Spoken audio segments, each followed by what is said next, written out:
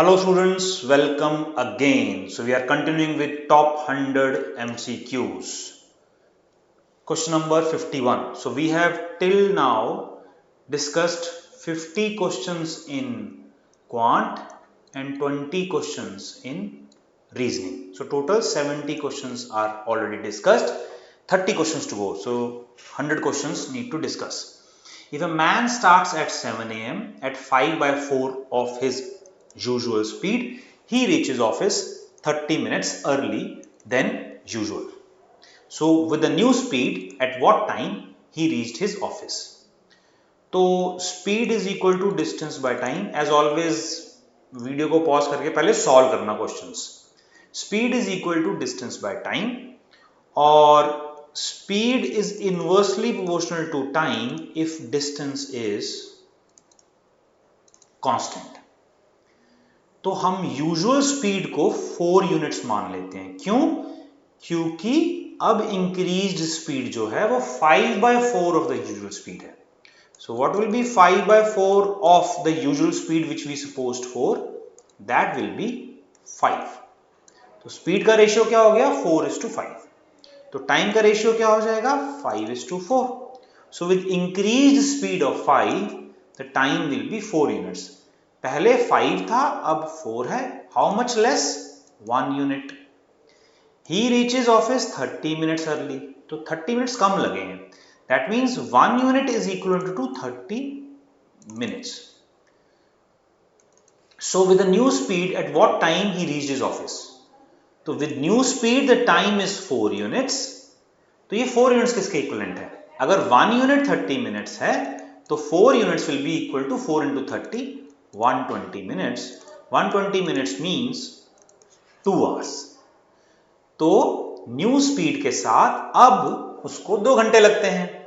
7 AM पे वो start करता है, 7 + 2 9 AM पे अब वो ऑफिस पहुंच जाएगा. क्लियर?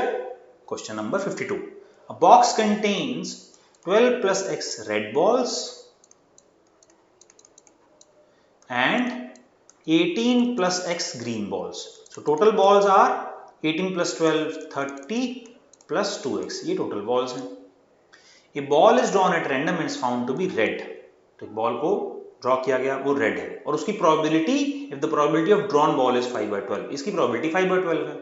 तो रेड बॉल की प्रोबेबिलिटी होगी 12 + x divide by 30 + 2x. This is equivalent to 5 by 12. We need to find the value of x. Cross multiply करते हैं. 12 × 12 + x. This is 5 × 30 + 2x. 12 × 12 is 144 plus 12x, और right hand side में 5 × 30 is 150 plus 10x. 12x minus 10x is 2x. 150 minus 144 is 6, which implies x is equal to 3. Clear? Question number 53. If a point xy is equidistant from the points 7, 1 and 3, 5, तो 2 points हैं. हालांकि इस question के लिए हमें ये बनाने की जरूरत नहीं है, बट एनीवेज. तो 7, 1 एक पॉइंट है, 7, 1 और एक पॉइंट है 3, 5 और एक पॉइंट है XY.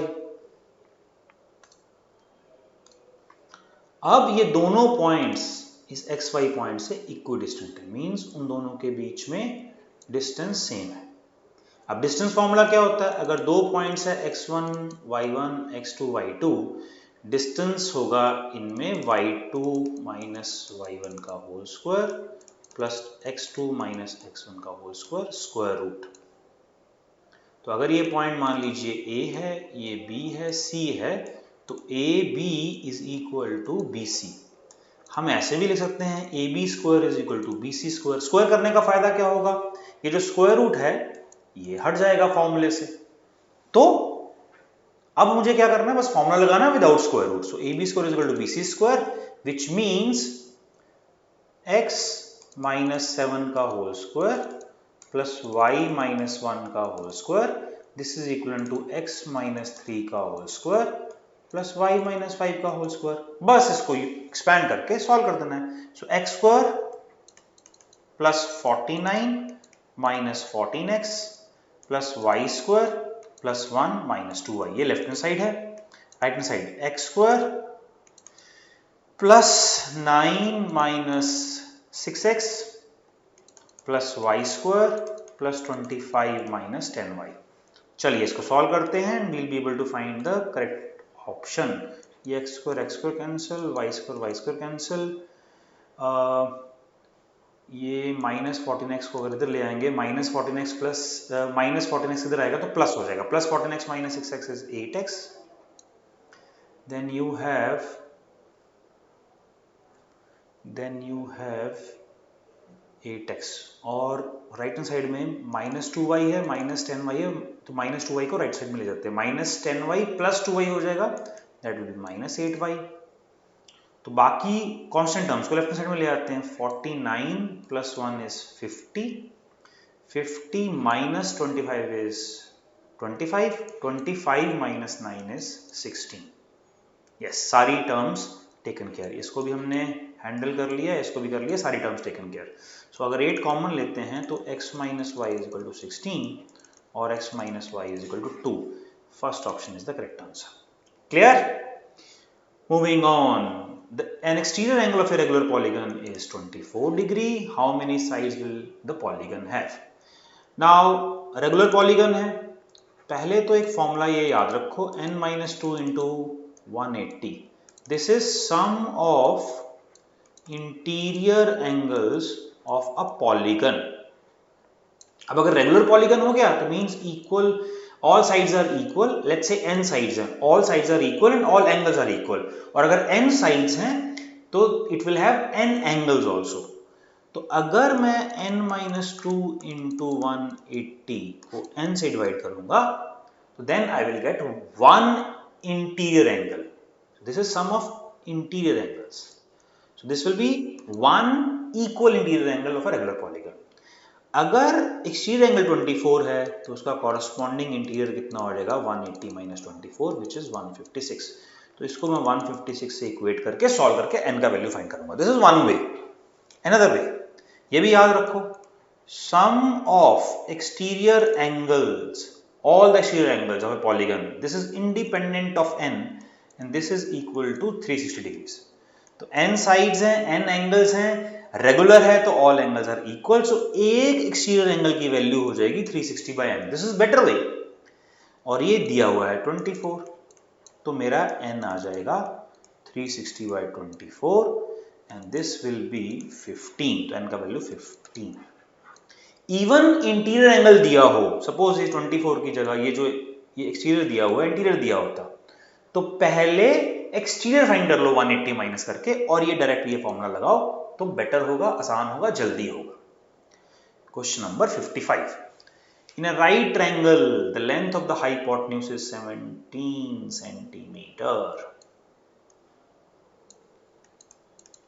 एक साइड 15 है, let's say it's base, height पता नहीं है, find the area of triangle. Area is half base into height and Pythagoras triplet याद होना चाहिए, 8 15 17। नहीं याद है तो सीधा पाइथागोरस थ्योरम लगाओ, you can find the value of h also. वैसे 8 15 17 तो याद होना चाहिए। 8 का स्क्वायर इज 64, 15 का square is 225, this is equal to 17 का स्क्वायर व्हिच इज 289। ठीक है, तो h का वैल्यू आ जाएगा 8, h की जगह 8, 2 into 4, 15 4 is 60 centimeter square will be the area of the triangle. Question number 56. The fractions when written in descending order. ठीक है, इसका या तो न्यूमरेटर सेम कर लो या डिनोमिनेटर। डिनोमिनेटर सेम करने के लिए हमें एलसीएम फाइंड करना होगा। एलसीएम ऑफ 4 3 6 18, तो 2 की मैक्सिमम पावर 4 और 3 की मैक्सिमम पावर 9 में है, 36 is the LCM. So 3 by 4 इसको मल्टीप्लाई करते हैं, 36 बनाना मुझे डिनोमिनेटर में, तो 9 से मल्टीप्लाई करते हैं, 9 से डिवाइड करते हैं, तो दिस बिकम्स 27 by 36। 2 by 3 क्या बन जाएगा? अब डिनोमिनेटर को 36 बनाने के लिए मुझे 12 से मल्टीप्लाई करना पड़ेगा, 24 by 36। 5 by 6 क्या बन जाएगा?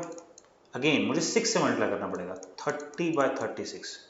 एंड फाइनली 11 by 18 क्या बन जाएगा? मुझे 2 से मल्टीप्लाई 2 से डिवाइड करना पड़ेगा, 22 by 36। डिसेंडिंग है मींस द लार्जेस्ट और the biggest will be at the number 1 position. सबसे बड़ा हुआ 30/36 बिकॉज अगर डिनोमिनेटर सेम है तो जो ऊपर नंबर बड़ा होगा फॉर पॉजिटिव नंबर्स वो नंबर बड़ा हो जाएगा। सो 30/36 that means 5/6 is the largest. तो ये ऑप्शन एलिमिनेटेड, ये ऑप्शन एलिमिनेटेड। अब 30 के बाद we'll have to have 27/36 which is 3/4। so 5/6 के बाद 3/4, तो ये भी ऑप्शन एलिमिनेट हो गया। Answer is fourth option. Of course 27 के बाद 24 which is 2/3 and finally 11/18। Simple question, question number 57। The value of this very easy again। तो 4.2 is 2.1 into 2। देखो 4.2 को 2 से डिवाइड करोगे तो 2.1 है ना। तो 4.2 को लिख लिया 2.1 into, और नीचे है ये क्यूब है और नीचे है 2.1 का होल स्क्वायर। तो वी गेट 2.1 का होल क्यूब इंटू 2 का क्यूब और नीचे 2.1 का स्क्वायर। तो ये जो स्क्वायर है ये क्यूब जो है नीचे वो स्क्वायर के साथ कैंसिल हो जाएगा। So I am left with 2.1 into 2 cube होता है 8 which is 16.8। Third option is the correct answer. Clear. Question number 58। The average of 5 consecutive natural numbers is 13। consecutive natural numbers है, एवरेज 13 है, 5 numbers हैं। अगर odd numbers हैं तो mid value average होता है, इवन है तो first term plus last term divide by 2 भी कर सकते हो, उसमें कोई दिक्कत नहीं है इवन ऑड में। और अगर इवन नंबर ऑफ टर्म्स हैं तो जो बीच में जो दो मिड वैल्यूज होंगी उनका अरिथमेटिक मीन एवरेज होता है। यहाँ पे 5 कंसेक्यूटिव है, दैट मींस एवरेज 13 है तो मिड वैल्यू 13 है, मींस इससे पहले होगा 12, इससे पहले होगा 11, फिर इसके बाद 14, इसके बाद 15।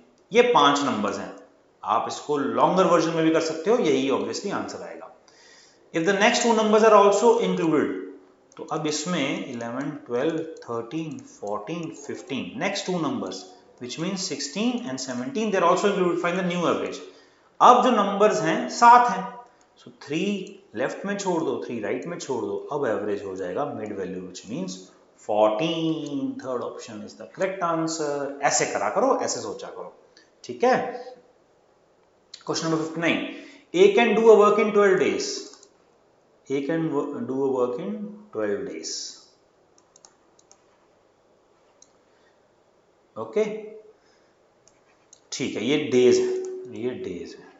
बी का, हाँ बी का फाइन करना है, कोई बात नहीं। Efficiency, efficiency, efficiency means speed of doing the work.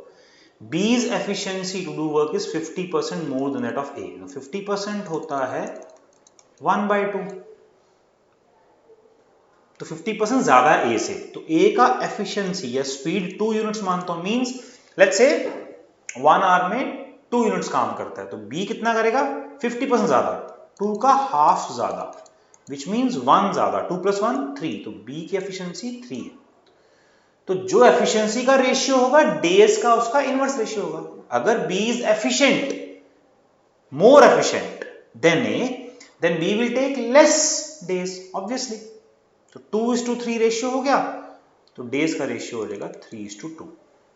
3 4s are 12, 2 4s are 8, तो B को 8 डेज लगेंगे। First option is the correct answer.